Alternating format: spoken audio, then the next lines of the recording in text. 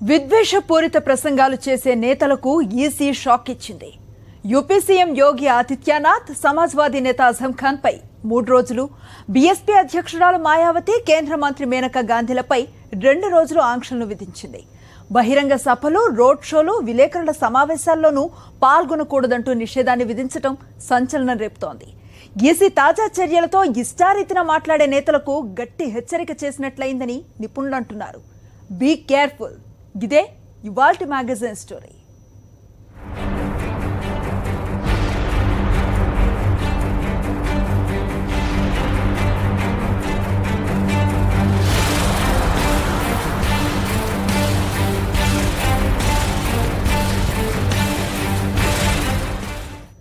ఇష్టానుసారం మాట్లాడే నేతలకు కళ్లెం వేసే దిశగా ఎన్నికల సంఘం చర్యలను ప్రారంభించింది. కులం, మతం, ప్రాంతం ఆధారంగా విద్వేషాలు రెచ్చగొట్టే ప్రయత్నం చేస్తే చూస్తూ ఊరుకోబోమని తెగేసి చెప్పింది. ఎన్నికల నియమావళి ఉల్లంఘించిన నేతల ప్రచారంపై నిషేధం విధించి గట్టి షాక్ ఇచ్చింది. ఎన్నికల ప్రచారంలో రెచ్చిపోతున్న నేతలు, ఇష్టారాజ్యంగా ప్రసంగాలు, వ్యాఖ్యలు,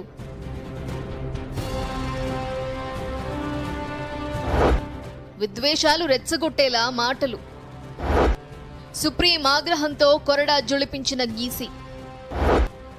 యోగి, మాయావతి, మేనకా, ఆజం ఖాన్ ప్రచారంపై ఆంక్షలు. ఎన్నికల ప్రచారంలో ఇష్టారాజ్యంగా ప్రసంగాలు చేసే నేతలపై ఎట్టకేలకు ఈసీ కొరడా జొలిపించింది. నియమావళి ఉల్లంఘించే నాయకులపై కఠిన చర్యలు ఎందుకు తీసుకోలేకపోతున్నారని సుప్రీంకోర్టు ప్రశ్నించిన కొన్ని గంటలకే ఎన్నికల సంఘం వేగంగా స్పందించింది. ఉత్తరప్రదేశ్ ముఖ్యమంత్రి యోగి ఆదిత్యనాథ్, ఆ రాష్ట్ర మాజీ ముఖ్యమంత్రి మాయావతి, సమాజ్వాదీ పార్టీ నేత ఆజం ఖాన్, కేంద్ర మంత్రి మేనకా గాంధీలపై కఠిన చర్యలు తీసుకుంది. యోగి ఆదిత్యనాథ్, ఆజం ఖాన్ 3 రోజుల పాటు, మాయావతి, మేనకా గాంధీలు 2 రోజుల పాటు ఎన్నికల ప్రచారానికి దూరంగా ఉండాలని ఆంక్షలు విధించింది. నిషేధం అమల్లో ఉన్న సమయంలో బహిరంగ సభలు, రోడ్ షోలు, విలేకరుల సమావేశాల్లో పాల్గొనకూడదని ఆదేశించింది. ఇటీవలి కాలంలో ఎప్పుడూ లేని విధంగా ఈసీ తీవ్రంగా స్పందించడాన్ని అంతా స్వాగతిస్తున్నారు.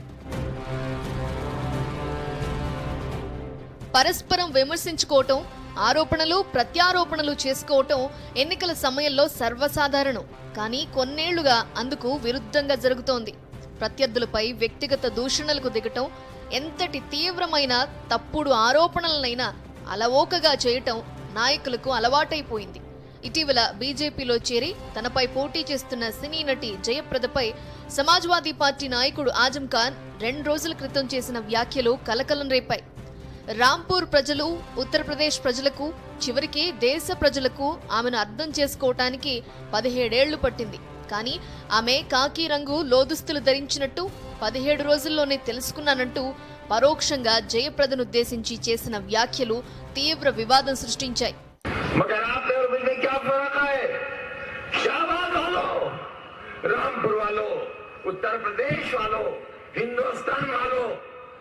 उसकी असलियत समझने में आपको 17 बरस लगे। मैं 17 दिन में पहचान गया कि इनके नीचे का जो अंडरवेयर है वो खाकी रंग का है। ఆజం ఖాన్ వ్యాఖ్యలను జాతీయ మహిళా కమిషన్ తీవ్రంగా ఖండించింది. వెంటనే ఆయనకు సంజాయిషీ నోటీస్ జారీ చేసింది. ఇక యోగి ఆదిత్యనాథ్ 10 రోజుల క్రితం సైనిక దళాలను మోదీ సైన్యంగా అభివర్ణించి అందరినీ విస్మయపరిచారు. దానిపై ఎన్నికల సంఘం స్పందించి నోటీసులు జారీ చేసినా ఆయన ధోరణి మారలేదు. విపక్షం దగ్గర అలీ ఉంటే మన దగ్గర బజరంగ బలి ఉన్నారని తాజాగా మరోసారి విద్వేషపూరిత వ్యాఖ్యలు చేశారు. అటు మాయావతి ముస్లింలంతా ఎస్పీ, బీఎస్పీ కూటమికే ఓటు వేయాలని నేరుగా పిలుపునిచ్చారు. చిత్రం ఏంటంటే, వివాదాలకు ఎప్పుడూ దూరంగా ఉన్నట్టు కనపడే మేనకా గాంధీ తీరు కూడా ఈ ఎన్నికల్లో మారింది. ఒక సభలో ఆమె ముస్లింలను ఉద్దేశించి బెదిరింపు ధోరణితో మాట్లాడారు. నాకు ఓటేయకపోతే నష్టపోయేది మీరే అంటూ హెచ్చరించారు.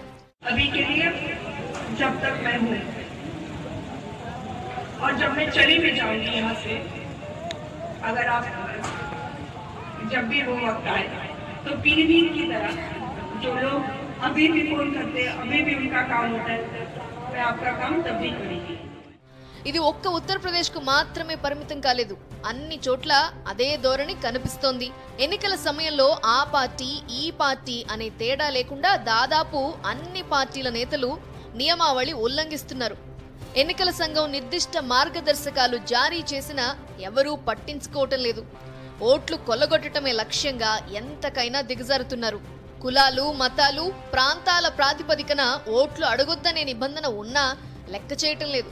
గెలుపు కోసం విలువలు, సిద్ధాంతాలకు తిలోదకాలు ఇచ్చేస్తున్నారు. ఇటీవల ఏపీలో జరిగిన ఎన్నికల్లో సీఎం చంద్రబాబు, జనసేన నాయకుడు పవన్ కళ్యాణ్ కూడా అదే తరహాలో రెచ్చగొట్టే ప్రసంగాలు చేశారు. రాయలసీమ ప్రజలను, ప్రత్యేకించి పులివెందుల ప్రజలను అవమానిస్తూ మాట్లాడారు. చంద్రబాబు అయితే ఓ అడుగు ముందుకేసి ఏపీ ప్రజలను రెచ్చగొట్టేందుకు తీవ్రంగా ప్రయత్నించారు. ఏపీకి రావాల్సిన 1,00,000 కోట్లు ఇవ్వకుండా మోసం చేసిన కేసీఆర్తో జగన్ స్నేహం చేస్తున్నారంటూ తీవ్ర ఆరోపణలు చేశారు.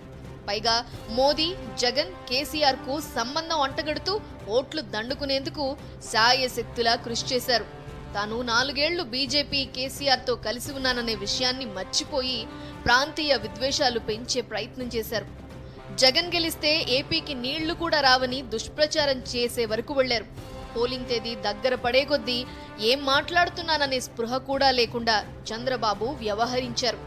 నా ఆస్తి 1,00,000 కోట్లు అని ప్రజలకు డబ్బులు పంచుదామంటే ఆదాయం పన్ను విభాగం దాడుల వల్ల సాధ్యపడలేదని నోరు జారారు. సొంత డబ్బు ఇవ్వలేకపోవడంతో ప్రభుత్వ సొమ్ముని పంచానని చెప్పేశారు. మాజీ మంత్రి వివేకానందరెడ్డి హత్య కేసు విషయంలోనూ చంద్రబాబు దిగజారి మాట్లాడారు.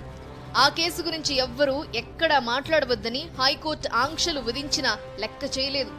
రాజకీయ ప్రయోజనాల లక్ష్యంగా వైఎస్ జగన్ కుటుంబంపై నీచమైన ఆరోపణలు చేశారు. ఆయన పార్ట్నర్ పవన్ కళ్యాణ్ కూడా రెచ్చిపోయారు.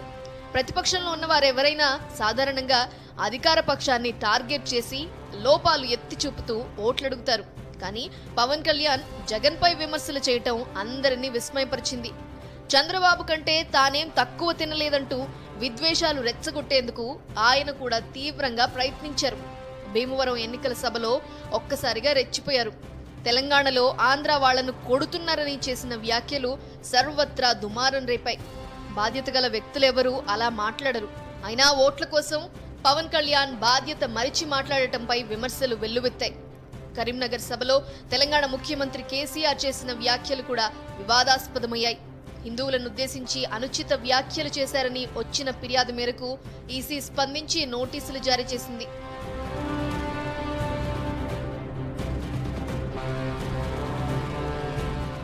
మన తెలుగు రాష్ట్రాల నేతలతో పోలిస్తే యూపీ నేతలు మరీ దారుణం. దేశ రాజకీయాలను ప్రభావితం చేసే స్థాయిలో అక్కడ సీట్లు ఉండటంతో ఇష్టారాజ్యంగా రెచ్చిపోతున్నారు. ప్రజల్లో విద్వేషాలు, అసమానతలు రెచ్చగొట్టి ఓట్లు దండుకునేందుకు అన్ని ప్రయత్నాలు చేస్తున్నారు. కులం, మతం, ప్రాంతం, భాషల ఆధారంగా ఓట్లు అడగవద్దని తెలిసినా పట్టించుకోవటం లేదు. ఇలాంటి విషయాల్లో ఎప్పటికప్పుడు స్పందిస్తూ చర్యలు తీసుకోవాల్సిన ఈసీ కూడా నిమ్మకు నీరెత్తినట్టు వ్యవహరిస్తుండటం విమర్శలకు తావిస్తోంది. యూపీ నేతలు మరీ దిగజారి ఆరోపణలు చేస్తూ ఉండటంతో ఓ ప్రవాస భారతీయుడు దాఖలు చేసిన ప్రజా ప్రయోజన వ్యాజ్యం ఈసీ అధికారుల్లో చలనం వచ్చేలా చేసింది. విద్వేషపూరిత ప్రసంగాలు చేసిన నేతలపై ఇప్పటి వరకు ఎలాంటి చర్యలు తీసుకున్నారో చెప్పాలని పిల్ విచారణ సందర్భంగా సుప్రీం ధర్మాసనం ఈసీని ప్రశ్నించింది. అయితే ఈసీ తరపు న్యాయవాది పేలవ సమాధానం ఇవ్వటంపై ఆశ్చర్యం వ్యక్తం చేసిన ధర్మాసనం విద్వేషపూరిత ప్రసంగాలు నివారించడానికి కోరలు లేవు, అధికారాలు లేవని చెప్పదలుచుకున్నారా అని నిలదీసింది. గీత దాటిన నేతలకు నోటీసులు ఇవ్వటం, క్రిమినల్ కేసులు నమోదు చేయించటం మినహా ఇంకేమీ చేయలేరా అని ప్రశ్నించింది. విద్వేషపూరిత ప్రసంగాలు చేసే నాయకులపై చర్యలు తీసుకునేందుకు ఈసీకి చట్టపరంగా ఏవైనా ఇబ్బందులు ఉన్నాయా అన్న విషయాన్ని పరిశీలిస్తామని ధర్మాసనం స్పష్టం చేసింది. అది జరిగిన కొన్ని గంటలకే ఎన్నికల సంఘం నియమావళి ఉల్లంఘించిన నేతలపై కొరడా జుళిపించింది.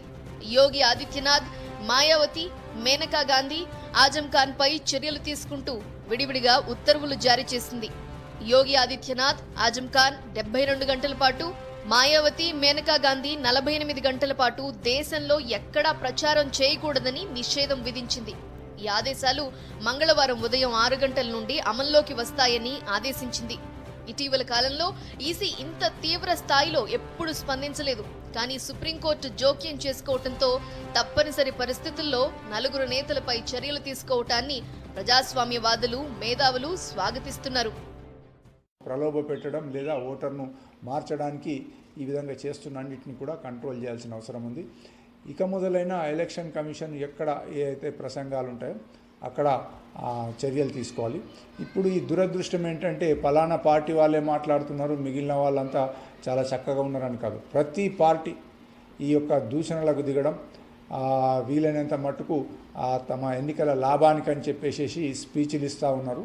అది పైనుంచి కింది వరకు, ప్రధానమంత్రి నుంచి పడితే మామూలు కింద ఉన్న వర్కర్ వరకు కూడా ఈ జాడ్యం వచ్చేసింది. అక్కడ కూర్చున్న జనాలను మెప్పించడానికో ఇంకెందుకో మతాల పేర్లు, కులాల పేర్లు ఇలా రకరకాలుగా వాడుతూ ఉన్నారు. సో ఇవన్నీ తగ్గాలి. ఇప్పుడు నిన్న ఎలక్షన్ కమిషన్ ఏదైతే చర్య తీసుకుందో లేట్ అయింది, అప్పుడే తీసుకున్నాడు తొందరగా. సో ఇప్పటికైనా కానీ వచ్చే ఇంకొక నెల 5 వారాలు ఎన్నికలు ఉన్నాయి. సో ఈ యొక్క ముందు జరిగే ఎన్నికలలో ఇటువంటి యొక్క దూషణ పర్వాలు ఉండకుండా చక్కగా, అంటే ఎటువంటి అడ్వాంటేజ్ కోసమని, తమకు లాభాని కోసమని కులము, మతము, ఇంకా ఇతరత్ర కారణాలన్నీ కూడా దాంట్లో పెట్టకుండా ఎన్నికల కమిషన్ తగిన చర్యలు తీసుకుంటే బాగుంటుంది. ఇంత పెద్ద దేశంలో ఎన్నికలు జరుగుతున్నప్పుడు నేతలందరినీ ఈసీ ఓ కంట కనిపెట్టి ఉండటం కష్టం అన్న అనుమానం ఎవరికైనా వస్తుంది. అయితే దానికి అవసరమైన మంది మార్బలం ఎన్నికల సంఘం వద్ద ఉన్నారు. 2014 సార్వత్రిక ఎన్నికల్లో దేశవ్యాప్తంగా 84,441 మంది వీడియోగ్రాఫర్లను, 66,640 మంది ఫోటోగ్రాఫర్లను ఎన్నికల సంఘం వినియోగించింది. వీరంతా సంచార నిఘా సిబ్బందితో పాటు నియోజకవర్గాల్లో పనిచేశారు. నాయకుల ప్రసంగాలను చిత్రీకరించడం, ఫోటోలు తీయటం వీరి పని. ఈసారి ఎన్నికల్లో ఈ సిబ్బంది సంఖ్య మరింత పెరిగింది. వారికి తోడు 24 గంటల న్యూస్ ఛానల్స్ అందుబాటులోకి వచ్చాయి. ఎవరేం మాట్లాడినా కెమెరాల్లో రికార్డ్ అయిపోతోంది. అయినా ఈసీ చర్యలు తీసుకోవటంలో విఫలమవుతూ ఉండటం విమర్శల పాలవుతోంది.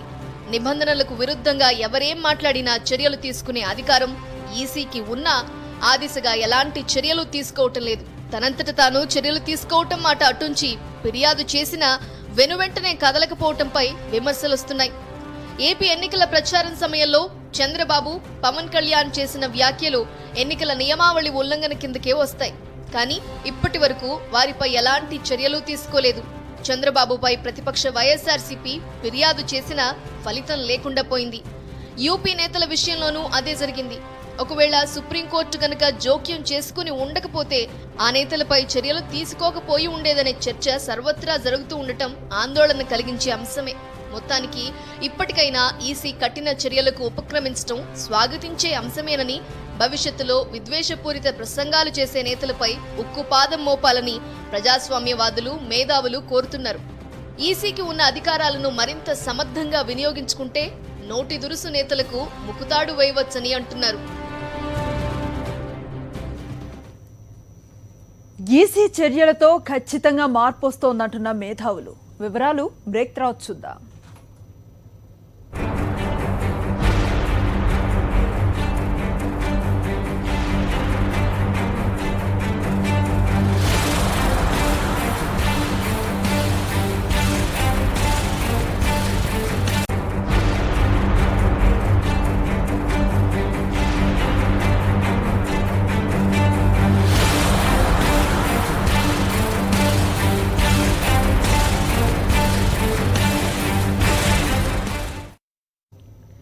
విద్వేషపూరిత ప్రసంగాలు చేసే నేతలపై నిషేధం విధించటం కొత్తేం కాదు.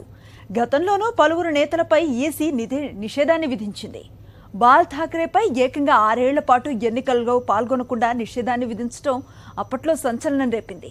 ఇప్పుడు మళ్లీ ఆ స్థాయిలో కాకపోయినా నేతల ప్రచారంపై నిషేధం విధించడంపై మేధావులు, ప్రజాస్వామ్యవాదులు హర్షం వ్యక్తం చేస్తున్నారు. నిబంధనావళిని మరింత కఠినంగా అమలు చేయాలని ఈసీని కోరుతున్నారు. ఎన్నికల కమిషన్ స్వయం ప్రతిపత్తి గల సంస్థ. ఎన్నికల ప్రక్రియ ప్రారంభం కాగానే మొత్తం అధికార యంత్రాంగం అంతా ఈసీ పరిధిలోనే పనిచేస్తుంది. షెడ్యూల్ విడుదల చేసిన నాటి నుంచి కౌంటింగ్ పూర్తయ్యే వరకు ఎన్నికల నిబంధనావళి అమలులో ఉంటుంది. ఆ సమయంలో ఎవరు నిబంధనలు ఉల్లంఘించినా చర్యలు తీసుకునే అధికారం ఈసీకి చట్టపరంగా ఉంది. కానీ ఎప్పుడూ ఈసీ ఆ విషయంలో కఠినంగా వ్యవహరించడం లేదనే ఆరోపణలు ఉన్నాయి. ఎవరైనా నిబంధనలు ఉల్లంఘిస్తే నోటీసులు జారీ చేసి చేతులు దులుపుకోవడం మినహా ఏమీ చేయలేకపోతోంది. మొన్నటికి మొన్న ఏపీ ఎన్నికల్లోనూ అదే జరిగింది. చంద్రబాబు, పవన్ కళ్యాణ్ ఇష్టారాజ్యంగా ఎన్నికల నియమావళిని ఉల్లంఘించినా చర్యలు తీసుకోలేకపోయింది. విద్వేషపూరిత ప్రసంగాలను ఈసీ దృష్టికి తీసుకెళ్లినా పట్టనట్లు వ్యవహరించడం విమర్శల పాలైంది. ఇప్పుడు యూపీ విషయంలోనూ అదే పరిస్థితి. ఒకవేళ సుప్రీంకోర్టు జోక్యం చేసుకుని ఉండకపోతే యోగి ఆదిత్యనాథ్, మాయావతి, మేనకా గాంధీ, అజం ఖాన్ ప్రచారంపై నిషేధం విధించకపోయి ఉండొచ్చనే చర్చ జరుగుతోంది. వాస్తవానికి ఎన్నికల సమయంలో ఈసీకి అపరిమితమైన అధికారాలుంటాయి. కానీ వాటిని వాడుకోకపోవడం వల్లనే సమస్యలు ఉత్పన్నమవుతున్నాయి. ఎన్ని ఫిర్యాదులు చేసినా ప్రయోజనం లేకుండా పోతోంది. ఎవరు అక్రమాలకు పాల్పడ్డా, నిబంధనలు ఉల్లంఘించినా కఠిన చర్యలు తీసుకునే అధికారం సిఈసికి ఉంది. టిఎన్ శేషన్ లాంటి వాళ్లు ఆ అధికారాలను పూర్తి స్థాయిలో వినియోగించుకున్నారు. కానీ ఇటీవల కాలంలో ఎవరూ ఆ స్థాయిలో అధికారాలను వినియోగించుకోలేకపోతున్నారు. 1987లో జరిగిన మహారాష్ట్ర ఉప ఎన్నికల్లో శివసేన అభ్యర్థి భారీ మెజారిటీతో గెలుపొందారు. దాంతో బాల్ ఠాక్రే విద్వేషపూరిత ప్రసంగాలు చేయడం వల్లే తాను ఓటమి పాలయ్యానని, ఆయనపై చర్యలు తీసుకోవాలని ఇండిపెండెంట్ అభ్యర్థి ముంబై హైకోర్టును ఆశ్రయించారు. చివరకు 1999లో బాల్ ఠాక్రేపై 6 ఏళ్ల పాటు ఎన్నికల్లో పోటీ చేయకుండా, ఓటు హక్కు వినియోగించుకోకుండా నిషేధం విధిస్తూ హైకోర్టు తీర్పు చెప్పింది. ఆ తర్వాత 2001లో ఈసీ నిషేధాన్ని ఎత్తివేయడంతో 2004 లోక్సభ ఎన్నికల్లో బాల్ ఠాక్రే ఓటు హక్కు వినియోగించుకున్నారు. 2014 లోక్సభ ఎన్నికల సమయంలో ప్రస్తుత బీజేపీ అధ్యక్షుడు అమిత్ షా, యోగా గురువు రామ్దేవ్ బాబా, సమాజ్వాదీ పార్టీ నేత అజం ఖాన్ పైన ఈసీ నిషేధం విధించింది. రెచ్చగొట్టే ప్రసంగాలు చేశారనే కారణంతో ప్రచారంలో పాల్గొనకుండా ఆంక్షలు విధించింది. కానీ ఇటీవలి కాలంలో నేతలు గీత దాటినా నోటీసులు జారీ చేస్తూ చేతులు దులుపుకుంటుండడం సాధారణమైంది. గత నెలలో ఎన్నికల షెడ్యూల్ విడుదల కాగానే ఎన్నికల నియమావళి అందుబాటులోకి వచ్చింది. అప్పటి నుంచి ఇప్పటి వరకు చాలా మంది నేతలు రెచ్చగొట్టే ప్రసంగాలు చేయడమే కాదు, విద్వేషపూరిత ప్రసంగాలు చేస్తూ ఎన్నికలను ప్రభావితం చేసే యత్నం చేశారు. అయినా ఈసీ మిన్నకుండిపోయింది. అందుకే సుప్రీంకోర్టు జోక్యం చేసుకోవాల్సిన పరిస్థితి వచ్చిందనేది నిపుణుల మాట. మరి ఇప్పటికైనా ఈసీ తన అధికారాలను సక్రమంగా వాడుకుంటుందా అంటే అనుమానమే. ప్రస్తుత పరిస్థితులను గమనిస్తే తనకున్న అధికారాలేంటో కూడా ఈసీకి తెలియదా అనే అనుమానాలు తలెత్తుతున్నాయి. పిల్ విచారణ సందర్భంగా ఈసీ తరపు న్యాయవాది పిల్లి మొగ్గలు వేయడమే దానికి నిదర్శనం. అలాంటి సమయంలో మీ అధికారాలు మీరు తెలుసుకుంటారా, మమ్మల్ని గుర్తు చేయమంటారా అని సుప్రీంకోర్టు హెచ్చరికలు జారీ చేయడంతో ఈసీ ఎట్టకేలకు జూలు విధిల్చింది. ముందు కూడా ఇది ఇంకా ముందుకు పోయే పరిస్థితి ఉంది. కాబట్టి ఇప్పుడు ఎలక్షన్ కమిషన్కు తగినన్ని అధికారాలు ఇవ్వడం ఒకటైతే, రెండోది ప్రజా ప్రాతినిధ్య చట్టం, అదే పీపుల్స్ రిప్రజెంటేషన్ యాక్ట్ ఏదైతే ఉందో అది 1951లో తయారైంది. దాన్ని ఇంకా గట్టిగా చేయాలి. దానికి ఇంకా అధికారాలు దాంట్లో ఉంటేనే ఆ యొక్క చట్టంలో నుంచి అధికారాలను ఎలక్షన్ కమిషన్ ముందుకెళ్తుంది. దీని మీద 2-3 సార్లు మీటింగ్లు అయినాయి. కానీ ఏ రాజకీయ పార్టీ కూడా దానికి ఒప్పుకోవడం లేదు. పరిస్థితి ఏమైపోయిందంటే దూషణలే కాదు, ఇవాళ అసెంబ్లీలలో చూడొచ్చు, పార్లమెంట్లో చూడొచ్చు, చాలామంది నేర చరిత్రలు దాంట్లో ఎంటర్ అవుతున్నారు. బాగా డబ్బున్నోళ్ళే ఎన్నికల్లో పాల్గొంటున్నారు. సో ఇవన్నీ పోవాలనంటే, ఈ దూషణల పర్వం తగ్గాలనంటే ఎలక్షన్ కమిషన్కు ఇంకా కొన్ని అధికారాలు ఇవ్వాల్సిన అవసరం ఉంది.